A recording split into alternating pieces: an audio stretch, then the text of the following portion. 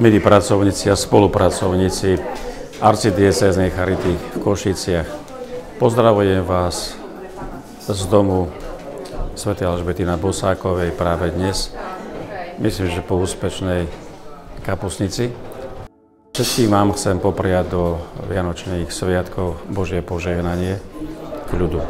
Zároveň chcem poďakovať za všetko, čo ste urobili v tomto roku pre všetkých tých, ktorí sú v núdzi, ktorí potrebovali našu pomoc, naše srdce, naše oči. Nech vám Boh všetko vynahradí a nech vám dá vžiť dobré zdravie a chuť do života. Vracajte chuť do života aj iným ľuďom, ktorým budete slúžiť aj v novom roku.